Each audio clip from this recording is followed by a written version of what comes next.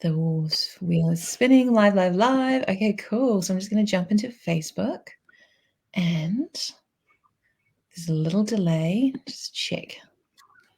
Here we go. It says we are live. Yay. All right. So now I'll just click public and we should be away, I think.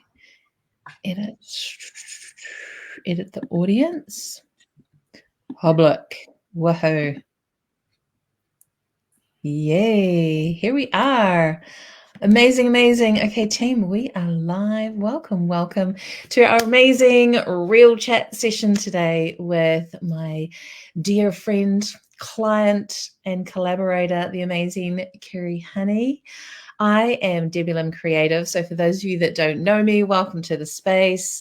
Debbie Lim Creative is a mystery school and business academy, and I am a quantum coach and healer, working with all things creative. So I call myself a soul business coach and creative psychic channel, artiste of life, mother of two, manager of a flock of chickens in my spare time.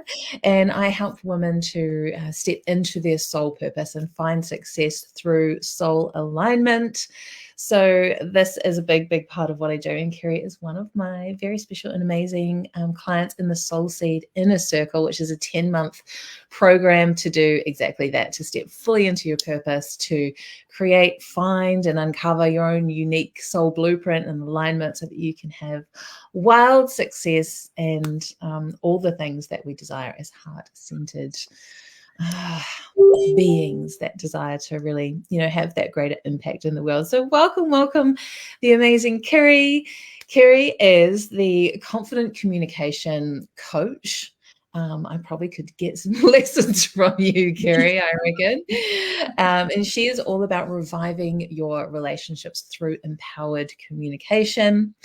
She also is, like myself, a creative. So she helps you to unlock your creativity, to unlock your voice. And she's got some really amazing, cool things that she's creating. So I wanted to invite her on to share about her work, about her journey, so that those of you that are watching can feel really inspired about, in particular today, I was feeling into what actually activates us into this role as coaches. And Kiri's got an amazing story, which she's now turning into a podcast. So we're going to hear a little bit about that.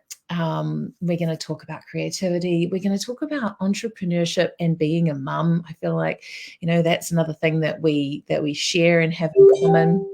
Actually loving all the soul alignment as I'm just sitting here thinking so much of our journey, we share these similar pathways. And so I hope that resonates for whoever's catching this, either live, if you're live, say hello, or on the replay. So we'd love to know, what resonates, what lands, and we'll come in and respond to the comments later. So welcome, Kiri. So good to have you. Thank you so much for having me. I'm excited to be here. Yay.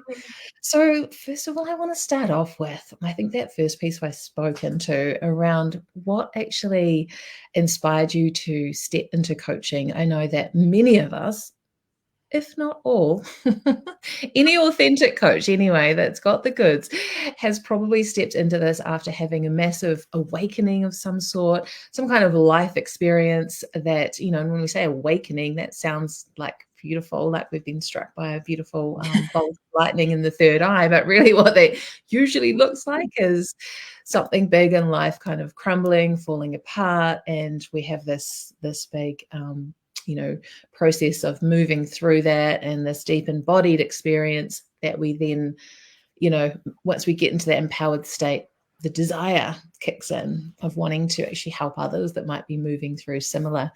So do you want to share a little bit about your story? So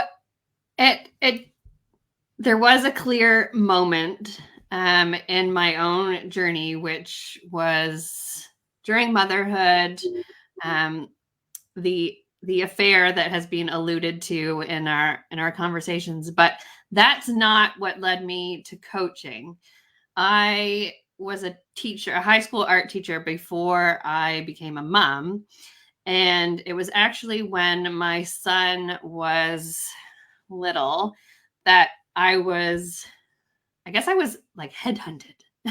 Somebody from a different school that I hadn't taught at got in touch with me and asked if I would be interested in coming back part-time to teach.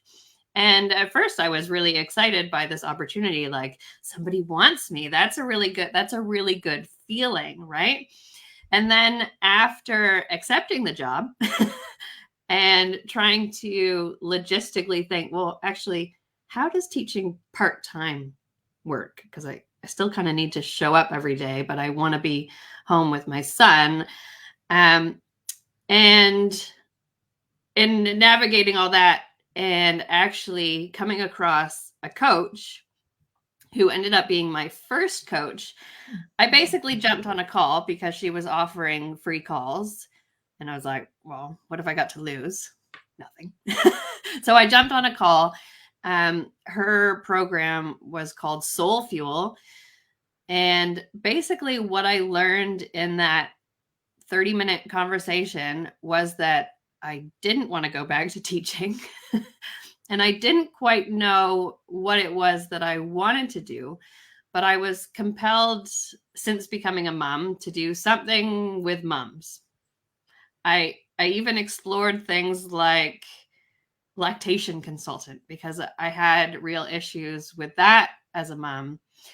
And basically what I learned in that working with that first coach was that the thing that I had been looking for through all of my life, what led me down to teaching, what led me into getting a Bachelor of Fine Arts, all the things, was fun. That was the common thread. And so how can I bring fun into my world? This is the thing that I am seeking, but that I have resistance to because of all the things that you have to do as a mother, as a woman. Like, we're just so programmed to not prioritize fun. And it's the one thing that I really wanted. And so through this journey it really was a journey of self-discovery. And I feel like in the last 4 years, this journey of self-discovery has just like kept expanding. This is not like an overnight thing that you figure out. But it's led me to wanting to work with women. It specifically working with mothers was where I was heading because it aligned with my teaching. Because if a mother is okay, her kids will be okay. The ripple effect from having a fun, fulfilled, empowered mother ripples out so far in the sphere, right? It does. It does. I love this. I love it. Does that answer your question? Yeah. It really, really resonates because I think I was trying to track back through my own journey. There was a crucial fracture within myself at some point around that. And I really truly believe that it was actually the shift into motherhood. Like, I just clearly remember the feeling stepping out of the maternity hospital bubble where you've got all this wraparound, people telling you what to do and all the things, and then carrying a human being in the capsule to the car. And that was the moment where the responsibility actually like fully landed in my being. And it was like it's a kind of a really identity jarring moment, I think, that moment for me. And I was trying to track, like, by the time my kids were quite a bit older, I remember looking out the kitchen window and watching them playing outside with their dad, who's really good at fun and play, and just thinking, when did I stop, like, or have I ever even really been in that place? I was just watching them. They were just present and being silly. And it's like, no, I think I took on this motherhood thing, like, with so much. There was many other factors involved, but really like, oh my gosh, the responsibility of this and always having to think ahead now and manage so many things really did disconnect me from that. And it's been a real journey back home. So I love this work. I think it's really, really powerful and really needed, because exactly right what you said there. If the mothership, if the mother is, the pillar of this Yeah. divine mother pillar, that we hold the light for the family. And so many of us feel depleted or worn out or locked out of that presence of play and joy and fun. So yeah, super powerful. Amazing. So how did you so you worked with the coach, and what was it called? Mhm. Soul Fuel? That sounds so delicious. Yeah. Soul Fuel. And then what happened next with your career moves? So I did that, and then I went into, well, it's been a long journey, like relationships and something. It's like I've been constantly trying to figure, like, how does this path go, and where am I headed, and what's the thing. But I feel like I finally landed on where I'm supposed to be. And it's been Yeah. quite a while.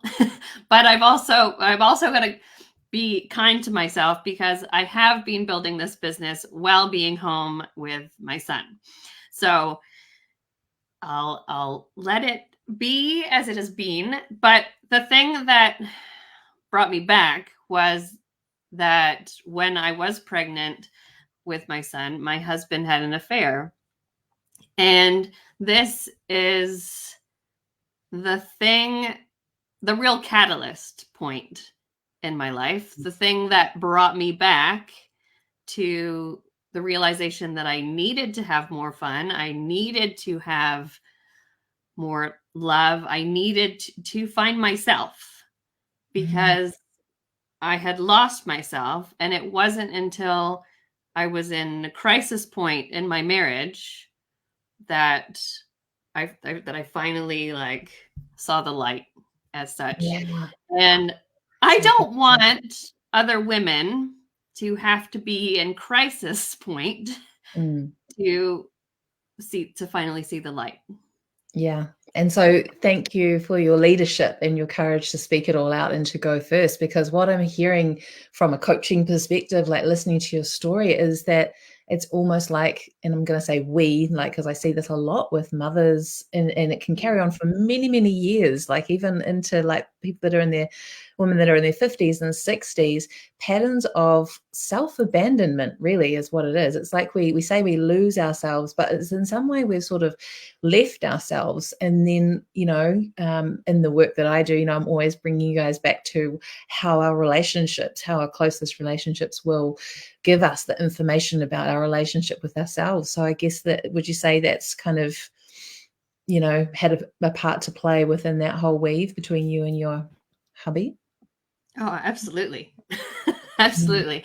I what basically I talk a lot about the things that I was doing that led to the unraveling of our marriage. I don't just point the finger. There's no there's no benefit from simply pointing the finger mm, and blaming others. So the real thing that you need to do, and the thing that allows you to move forward, and again, the only thing that you can control is yourself. So yeah. when you think about yourself, and for me, I was projecting so much of what I needed onto my husband, and like no, nobody deserves to have that much like pressure put on them. Like you need to make yourself happy, and the other people in your life are there to support you and lift you up and Mm, encourage you, but really it comes from you.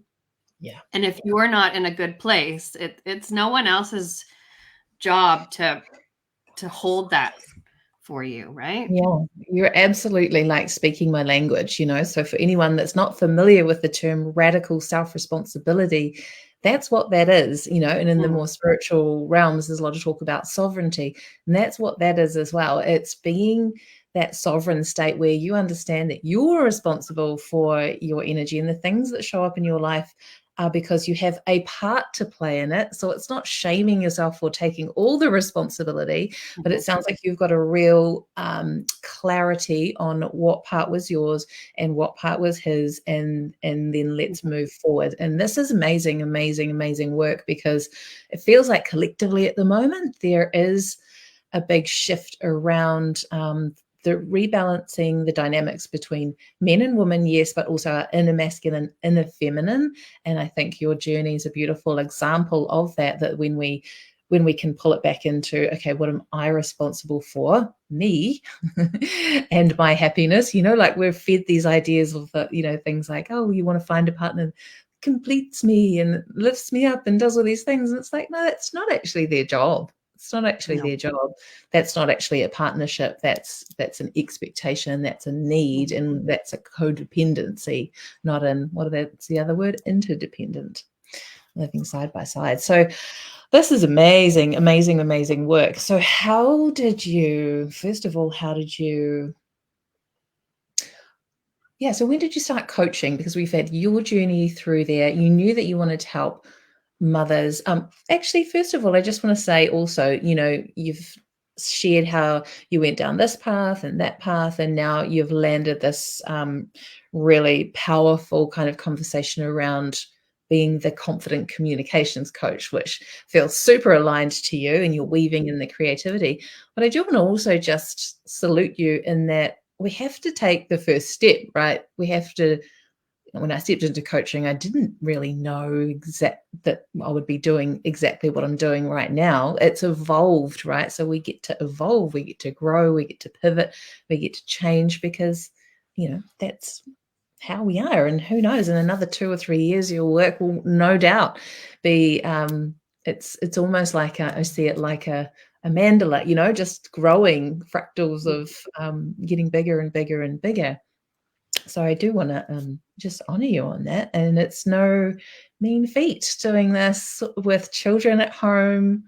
Um, you know, I've got the part-time, the husband that works away. Like, I feel you deeply on what that takes, you know, and the courage and the tenacity actually is the word that wants to drop in around showing up. So you did yeah, let's rewind then. Did the program with coach.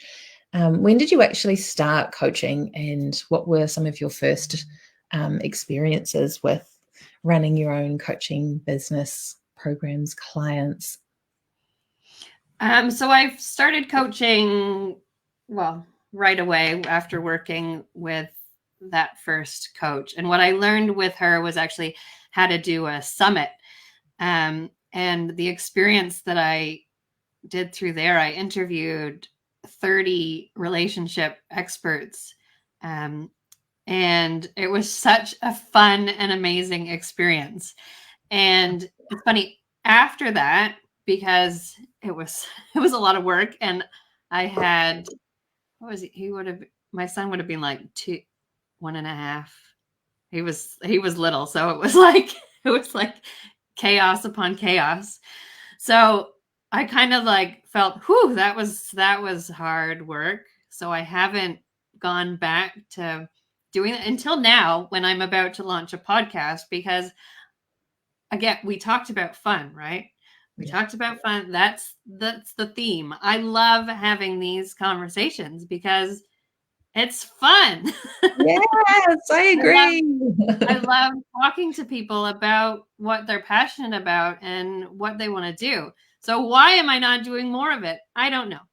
because You because we are. always because we You're always have, starting right now. yes, but we have that resistance, right, to the things that we want to do. And the, like, part of the journey just in working with you has been helping me remember what I love, Mm. and doing more of that, like dancing, just randomly putting on fabulous songs and just dancing because it's freaking fun. Right? I love it. This is perfect, right? So this is how we roll in Soul Seed. I mean, this is kind of landed after my recent 3-day master series, which was magic, manifestation, and money. This term like soul aligned success, because that's it, right? Your magic is the fun. Your magic is in speaking and powerful conversations with people. And then the embodiment pieces of like, so are we actually playing in what lights us up regularly? So doing those, physical actions that actually change your energy field and bring you into that alignment, because that's the place that we get to manifest from. That's when the doors open to miracles. And then that's when the money starts to come in from those spaces as well. So, I love that. And I'm so happy. I'm so happy also to hear you use the word remember, because that's it. Quite often we actually do know, our higher self knows, or our soul knows, or there's a version of us that actually knows what we do want to do.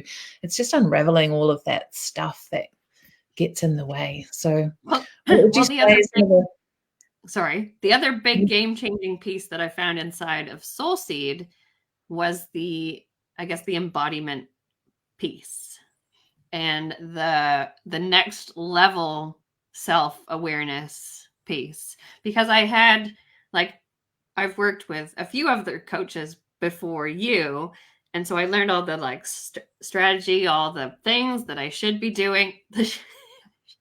should be doing, but I hadn't reached that next level internal magic. Yeah.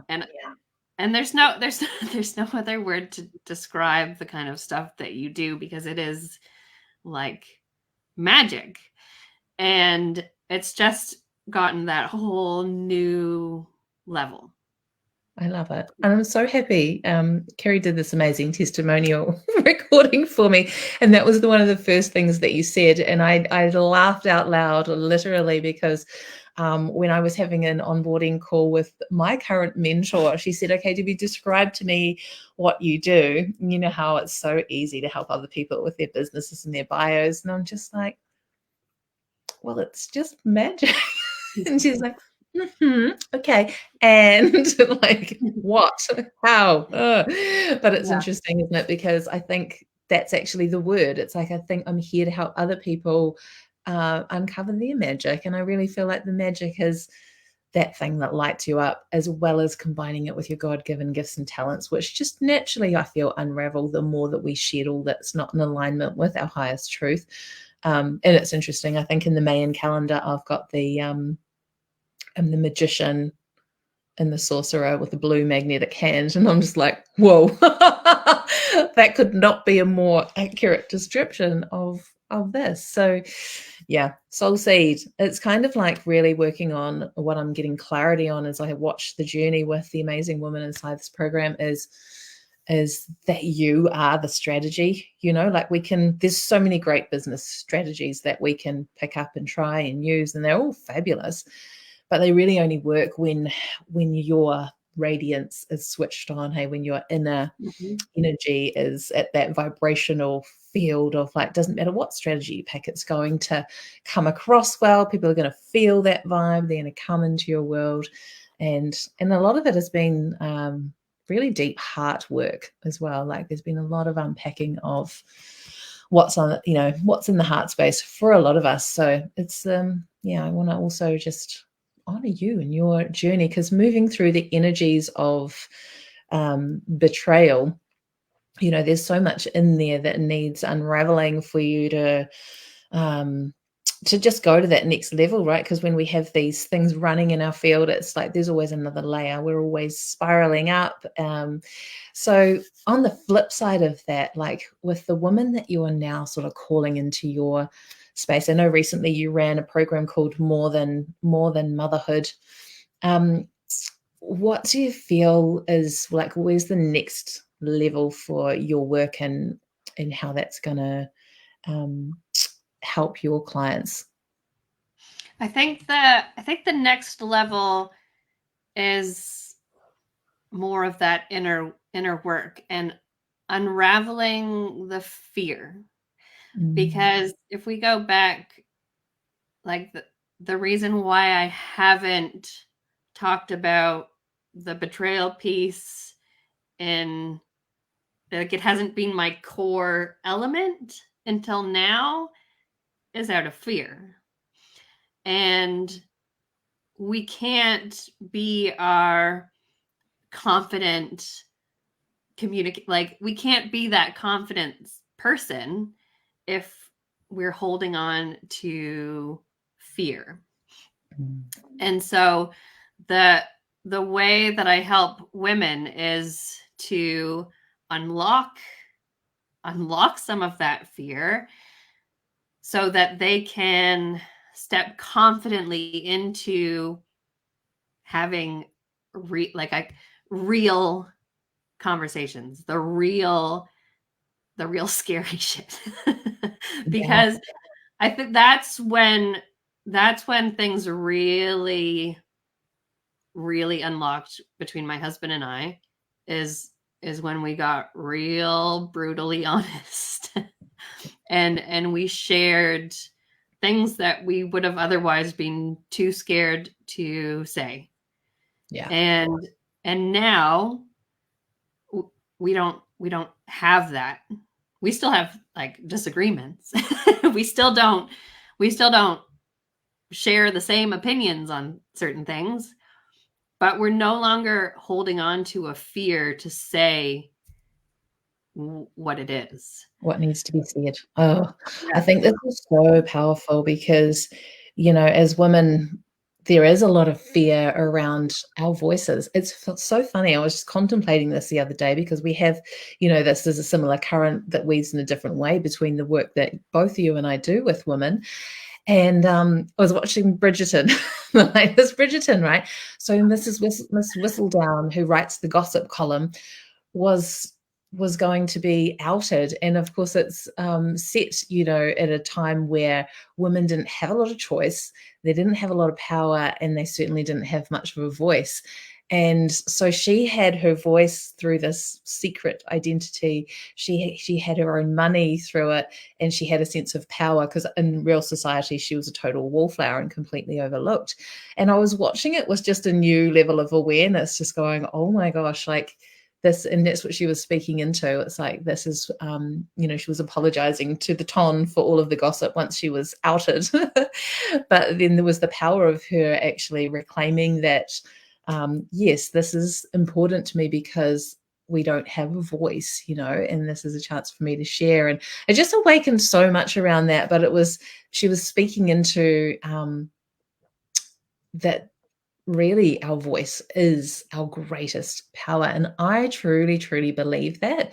And so often we'll be in fear of that power, you know, of the destruction that it may cause, but also of the amazing things that we may manifest through our voice. I mean, that's what the throat chakra is kind of all about. So this is really, really, really powerful and potent work in terms of like women's empowerment, but also I feel like men's empowerment, because when we stifle our voice, what happens is, and this was me for many years, I had a real acid tongue. I'd be talking in a very casual tone, but I was very sarcastic, and all the unsaid things would come out without me really connecting heart, brain, gut, energy, anything, or thinking about how it would be received by the other person. And it was quite toxic, to be fair. And it had, what it caused in our relationship was like we would never fight or disagree because we're actually too afraid to have any kind of courageous conversation with each other. So that was a really big process of unraveling, and really interesting too that is actually courageous conversations that bring intimacy in a relationship, isn't it? It's not like kinky sex in the bedroom. Like, that's an offshoot. That's not going to happen. You want to say, or even just really good sex, shall we say? But it's like, it's the voice, isn't it? It's the conversations that we can be the most afraid to have, where all of the real magic, I believe, can unfold. So what's shifted between you and him, having, and I suppose this is how you've informed all your work through your lived experience as well. I guess, hang on, should we do this? Put you on the hot seat. Have you got some hot tips for communication? Let's say if I was the Debbie that I was speaking into there, however many years ago it was, where I was too afraid to have those courageous conversations, and it was causing these fractious moments and interactions. What would be like a few tips that you would give someone who might notice that or resonate with that within themselves? Okay, before I answer that question, I just want to share that one of the really big shifts that took place was going from a feeling like I needed my husband to wanting my husband. And that is at first when I mentioned this to him, he was like, "Ooh, you don't need me?" I don't know how I feel about that. But when you think about the neediness energy, right? That it's not a good place to be. So rather than needing them and needing a man in your life or needing him to do this and the other thing, because I was in a place where I needed him to come home. I needed him to take the kids. I needed so that I could have a break. But instead, now I want him to come home. I'm excited to greet him when he comes home. And it's a whole different energy because now he actually wants to come home. I love it. You see that? So a really simple thing that you can do right away is just shift the way that you greet each other when you see each other again. It's like, yes, this is huge, isn't it? Because it is, and these things are not like it's not rocket sciencey stuff, and you might think like, oh, why didn't I think of that? That just seems so obvious. But the other thing is we are conditioned like now as women because we've been fighting for so long for equal right. Like we're very much in that masculine energy where we have to be doing everything and we have to prove that we can do everything and that we don't need a man and whatever. But we still want love. We want affection. We want to feel appreciated. We want to feel valued. We want all that stuff. So if that's what you want, what are you doing to show that, to be in that feminine energy as well, where you can be soft and you can be loving and you can be open to being loved, being held, being, all that. Can you kind of feel the, as you're speaking through that, what I'm hearing is it's like moving from like demanding to commanding.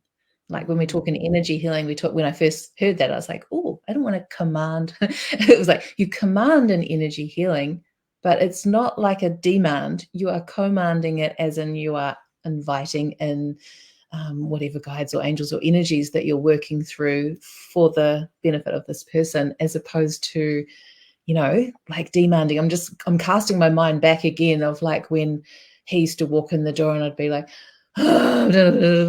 because I wasn't giving myself any validation or recognition for how hard it was. There was like this unseen like demand on him to worship and honor me and see how hard it was when he wasn't even there. But it's like we get into this cycle, don't we, of like, he's not seeing me, she's not seeing me, and then like it's a standoff kind of energy. It's very dualistic, whereas it takes a little bit of, I feel like, dropping, because someone's got to go first to break this cycle, don't they? So you've got to kind of drop out of righteousness and the Mhm. need to have them notice to actually, I'm going to now lead. I've been doing this lately, and it's been amazing to see the shift in the energy of coming from a place of love, even when I'm asking for something that I do require, desire. I was going to say the N word, and then I was like, no, because it was a different feeling. It wasn't coming from that. It was just like, this is what I was commanding. I was saying what my needs were. And I think, oh, look, and is that this is where we often get trapped as women, isn't it? It's like, do we even know what our needs are really? Are you Well, connected to that's that? thing number one. Yep. Yeah, are you serving those yourself so that you can already be in more of a state of overflow? So I guess it's kind of like what you're saying is going first, putting the energy that you want to receive from him out first so that it can then be reciprocated. Yep. Yeah. And it is very much getting out of that he should, he needs to, he doesn't, all Yeah. that The stuff. glass half Because empty versus hmm, the glass half so full. what is it that you want, and how can you change the way that you are doing things to invite in more of what you want? Beautiful. I think that's so profound. I love it. Oh, so communication, you've obviously got amazing tips, strategies that you help people with as well. And now we've also got, the creative aspect where you and I have both had the journey through actual art school and art training, and then coming back into where is the fun, where is the joy, where is the pleasure. So how does creativity want to weave itself into your work as you move forward with the next version of Kiri Honey? So the creative piece for me, and I'll speak it because we have both been to art school, but you were like the celebrated art student, and I was like the not good enough art student. And so there's been a lot of like mindset stuff that have like, because I've struggled to feel like what I create is good enough. But I've really learned, and what I help my clients work through is that it's actually not about the finished product at all. It is about the process. It is about being playful. It is about fun. And creativity with my clients is not like, you don't have to do it in an art sense, because it's really about finding the thing that you enjoy in a creative element. And it could be dancing, and it could be cooking, and it could be writing songs.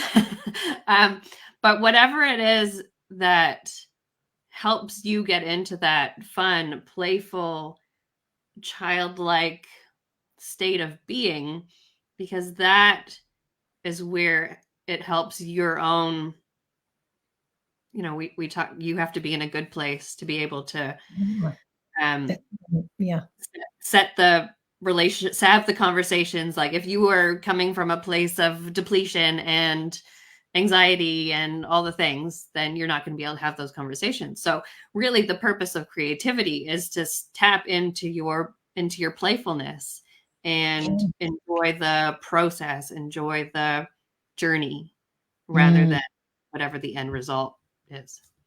Yeah, and as you were speaking then, I was just hearing, like, the flames of desire, because it's kind of like you say, tapping into what is it that you want to do. It doesn't have to be painting, it could be all of these other things. So you're actually starting to tap into your own desires, whatever they may be, and the creative process is such a powerful place to start to do that, because if we want, to fan the flames of desire in a relationship too, again, that's an inner job that can start with these very simple processes. And I'm so with you on the creative play. I actually think it's the big piece that might be missing within our coaching, healing, self-development, no doubt in the corporate world too.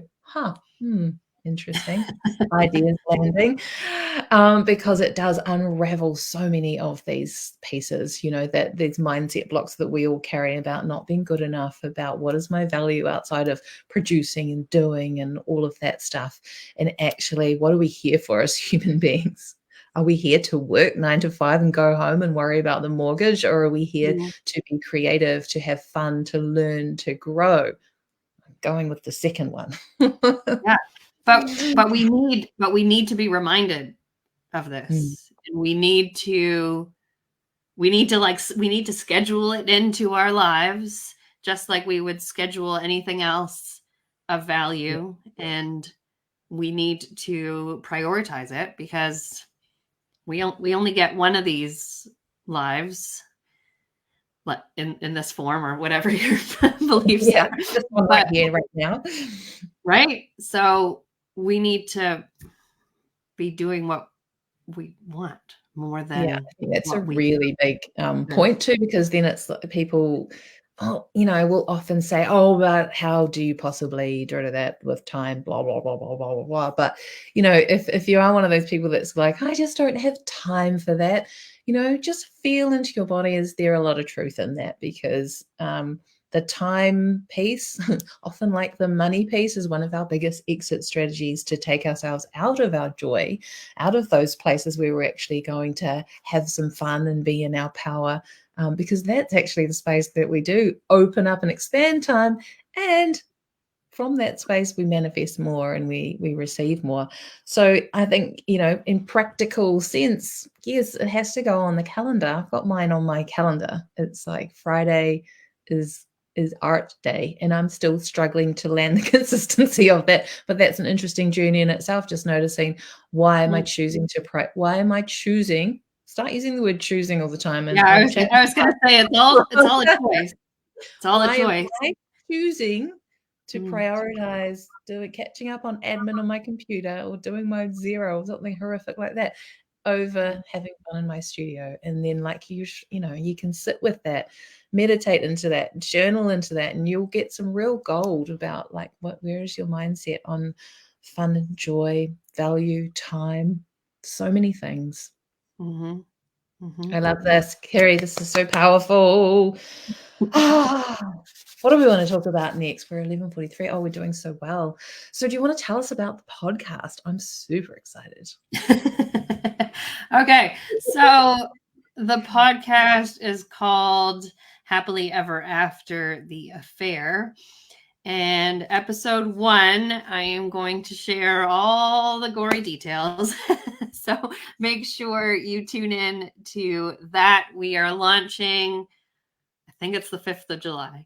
It's the Friday, 5th of July. And yeah, we're just going to be chatting, having real conversations. I am going to be talking about all the things that I've been navigating through my relationship and how we managed to go from in crisis. Is our marriage going to work? Do we want it to work? All the things to, learning to forgive, moving forward, having a life now that is the best. Like, we've got the best relationship now than we've ever had. And we've been together 15, I better get this right, 15 odd years. Sorry? 15 or so. Who's counting? Yeah, 15 or so. And we're just in a place where, like I said before, we can communicate. We can work through anything. And we also, and the other thing I'm sharing is how we're committed to making sure nothing like this happens again.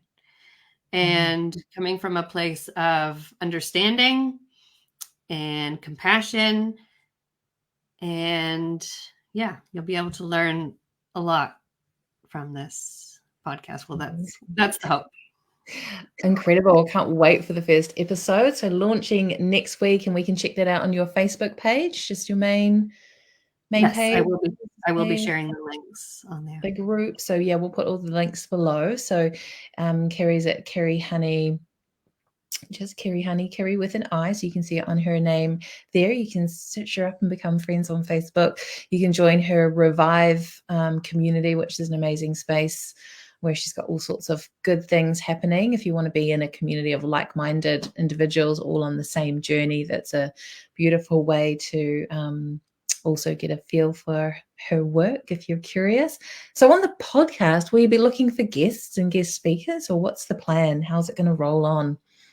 Yeah, I think I will be. I really, like I said before, I really love this interview, like this conversation. So I will be. At this moment, I don't know what that looks like. We're still very much in the learning, developing stages. You're still in the maternity hospital. You haven't taken the baby out in the capsule yet. Yeah, exactly. So I'm looking. I'd love to know, what would you like to hear, actually? So here's your opportunity to offer some suggestions. What would you like to hear me talk about in how to have happily ever after the affair? Yeah, amazing. And it could even be, I'm just thinking like this would appeal for, yeah, women and mothers who might resonate with what we were speaking into at the start, where you just feel like you've kind of lost your who you were, you know, and you have the motherhood experience, and then it's like, okay, who am I becoming now? I could, yeah. So maybe relationship coaches, maybe creativity coaches. I don't know. I mean, experts, I should say. They don't have to be coaches, experts in their field. Yeah. I love all these kinds of conversations, and into the fun piece and the playfulness piece and all of that. That sounds amazing and super inspiring, and like it would be a real light for a lot of women, because there's, you know, I also had postnatal depression, which was, you know, a whole nother thing. And thankfully I had a beautiful friend that dragged me out to she did drag me out to placenta, which kind of, you know, saved me. But you know what is funny, and then just this is just landing with another ka-chink now as I'm speaking to you. I think I was at placenta for me more than the kids. Like, as much as I love the educational framework of placenta, I could talk about that for hours and hours. Maybe that's another podcast, you and me. But I think I had actually more fun there playing with all stuff than the kids. And I think that was it. If I look back at that now, probably was that screaming desire for some fun, some play, some just pressure off time to just be, you know. Reflect now that you've mentioned that. Now I'm reflecting on my play center journey, and funnily enough, I still struggled to get into that like creative play there, because I too was there for like me, but more from an escape and let's talk to other grown up, and that the kids could be creative without me being guilty that I'm not being creative with them. Yeah, and that's the beautiful thing about Play Centre, right? It offers up all those opportunities for whatever that mother needs. And I'm just laughing now because I actually took on like every single, I think at one time I had 5 roles. You know how Play Centre you take on? It's like if nobody did it, I'd be like, I'll do it, because I just loved learning how it all worked. And I think I'm just such a high energy person. And I suppose what I wasn't recognizing at that time was the desire to be in my own business. I mean, I had been, but it had not worked out well, because I ended up being president and running these huge fundraisers, and I just loved that channel of creation, or as a business kind of, you know, person as well. So that's really fascinating. So much to offer there. But yeah, I did have my hands in the messy play a lot, a lot. The self-soothing, and I think that's it too, isn't it? It's like you know, the inner child wants to be nurtured right throughout our life. So why would we stop that, you know? And the inner child's always alive, and she's got so much to offer us. So why would we stop? Why do we stop playing? And what does playing look like now? Yeah. Yeah, I feel like I'm feeling compelled. It comes like the fear. There's some sort of fear of getting it wrong, of being judged for spending time doing that instead of doing this other thing, for being judged of not having the perfect tidy home, or then and then it comes back to like the conversation piece. We're afraid of how our partner is going to react. Like, is our partner going to have a go at us because we have spent an hour painting instead of doing the washing? Yeah, and that's a really big one, isn't it? Is breaking down these ideas about what's a valuable use of our time. And for many of us, like, we grew up with mums that were like these incredible housewives, that were spin-offs from the 50s.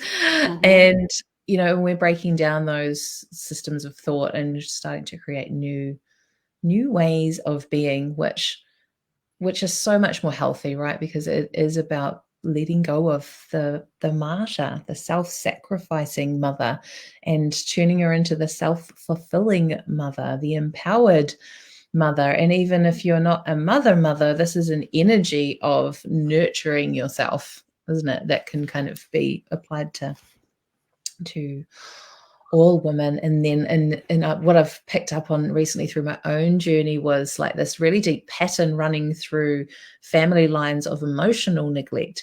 And so I always find that whenever I feel cross at my partner is not giving me enough of, there's something there for me to have a look at. And that's what I found. It's like, well, what's the one thing? And it'd be like, I desire more emotional support. But then it's like, well, how am I actually supporting my own emotions? And I'm like, okay, so the way that I do that is through my creative practice. And then I'm like, and I haven't been in my studio for a while. So therefore that shows me that it's nothing to do with him, actually. That's just a reflection point for where I can actually fulfill that within myself. And like you say, it does take some badass boundaries to look away from the mess that's out there and go out and throw some paint around. And I'm actually going to do that straight after this conversation. Thank you. It's like I will too. Let's go do it. I will send you a picture. You send me a picture. Accountability is key. Yeah, incredible. All right, amazing. We are nearly at the end of our time. Is there anything that you would also like to share about your soul seed journey, and what are the deeper pieces that you've been unraveling within yourself? How's your work shifted in frequency? Those seem to be my two key questions. I think the biggest thing is some more of that fear, unlocking some of the blame and that mirror piece that you were just speaking into. Because like when you were just talking, I was thinking about moments where I felt like my husband wasn't supporting my business, but who was it really that wasn't supporting my business?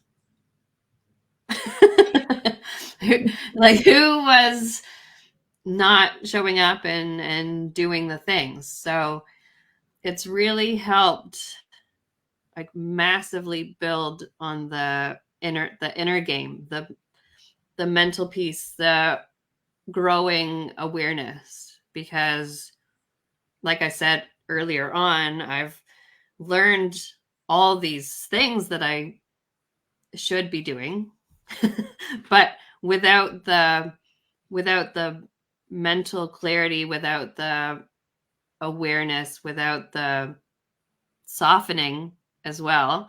So some more softening and letting in more love and light and all of that stuff. It's really hard to explain the magic that happens inside of Soul Seed.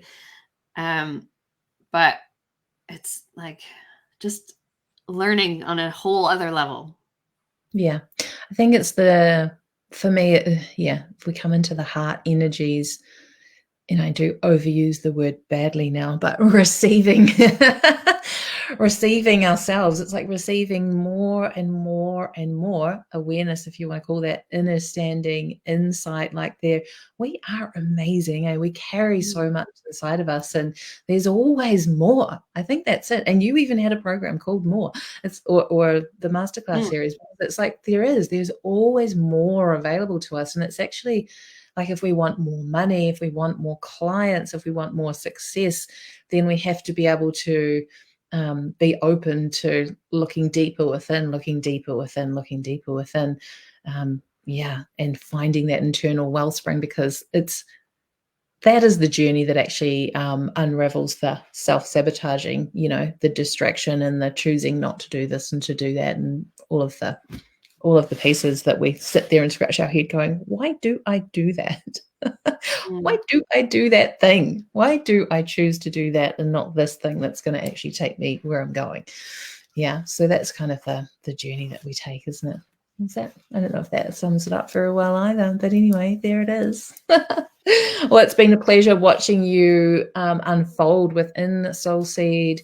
And I think I wrote a post on it this morning actually about softening. I've had a few people when I was speaking about sales lately say, oh yeah, and I feel like it's projected at me, but I don't want to be loud and be out there and be doing this and pushing my stuff onto people. And I was like, interesting, because the kind of confidence that I have created has not come from just pushing through and being in that masculine energy. It's actually been a really deep journey through intimacy, through having courageous conversations, through doing the scary things behind the scenes that have got nothing to do with business strategy at all. That creates that confidence that when you bring forward things in your business, it's lands with a different impact, I think. And that's what we're all about, is making more of an impact so that we can share your work. You've got so much to offer with more beautiful souls that might be, in a place of struggle or resonating with some of the pieces that we've brought forward today. So yeah, I want to celebrate you for the softening of your own heart. That is the journey that is of, that's the courageous journey that we take within Soulseed. Amazing. Anything else you want to add or share, Kiri? How can people engage with you at the moment if they're interested in working with you or getting some coaching or one of your programs? What's the best way for them to get in touch or reach out? Yeah, so I do offer group coaching and one-on-one support, but the best, sorry, yeah, of course my dog is joining in. So the best way to get in touch with me is simply by sending me a DM, because I just want to have a conversation.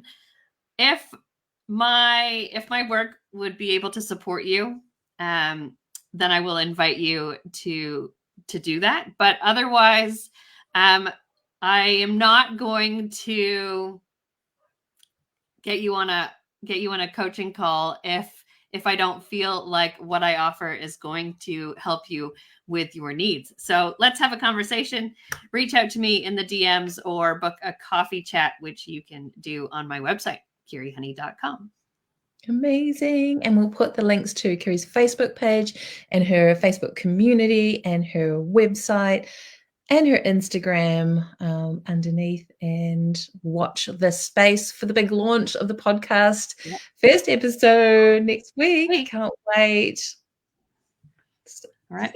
2 weeks. It's only June 25th. Ahead. Anyway, July the 5th. Put it in your diaries and watch the space. It's going to be amazing. Kiri, thank you so much for joining me today and sharing your wisdom and your light and your magic. Really excited to support you further, watch this podcast soar, and watch your coaching business absolutely fly with this amazing work around empowered communication, right? Take your power back, free your voice, and find your joy. Yay! Thank you. You're welcome.